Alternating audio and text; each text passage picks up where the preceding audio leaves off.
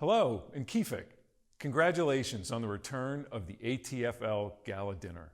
I'm sorry I couldn't be with you on this special night, but I am delighted and honored to introduce this year's recipient of the Philip Habib Award for Distinguished Public Service, New Hampshire Governor Chris Sununu.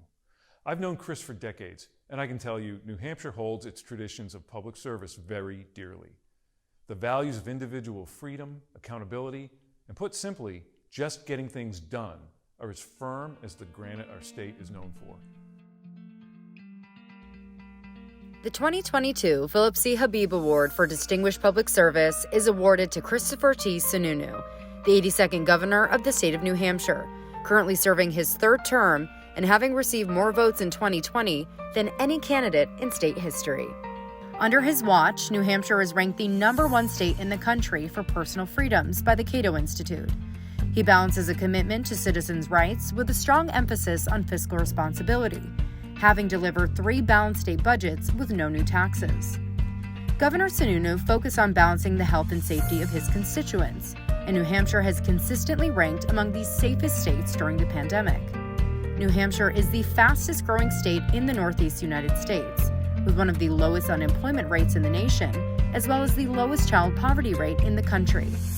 With his education as an environmental engineer, he previously spent a decade cleaning up hazardous waste sites across the country. He and his wife Valerie have 3 children.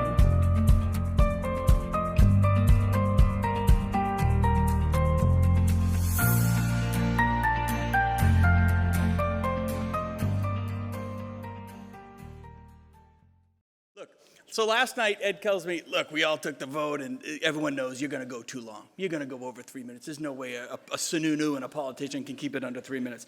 So here's the deal. I will do my speech, and you count to 180, right? That's about 180 seconds. I guarantee you I'm going to get done before you figure out how to get to 180 yet. It's ridiculous.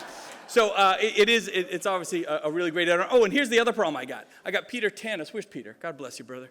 So Peter over there telling me I absolutely have to give my whole gridiron joke speech. No, we're not doing that. If any of you heard that speech, I threw enough bad words in there to last us all a lifetime.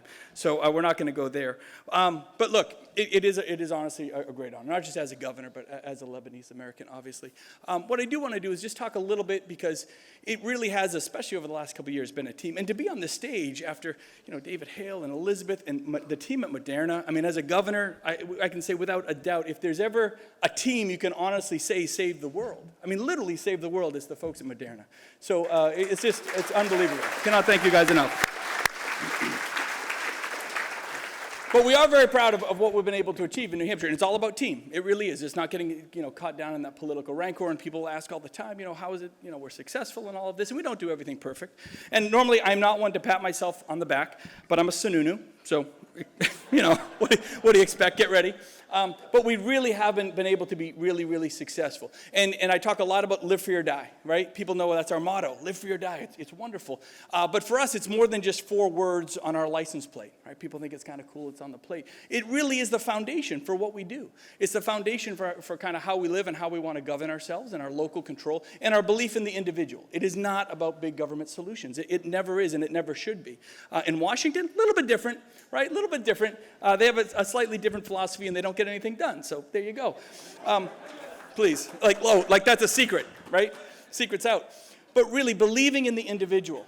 And I say it all the time as a governor, I'm not here to solve your problems. That is not my role as a public servant. My job is to create as many doors of opportunity for you and your business and your family and your kids and whatever.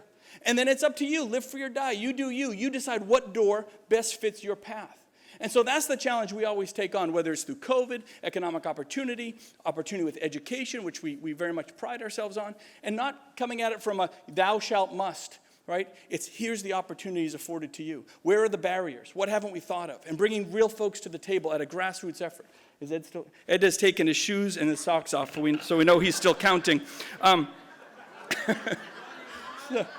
He's getting close. I got $20 on the line, so I will be quick. But the other big piece to this, the real secret sauce, in I think what we've tried to do in New Hampshire and lead by example, it's that attitude, right? You see political rancor and everyone getting angry, and both parties have handed our microphones to the extremes, but they don't really represent us. 80% of us are in here. It's just that we've somehow, through social media and mainstream media, everyone wants to hear about the fight in the extremes, and that's what it is. But that is not what America is about.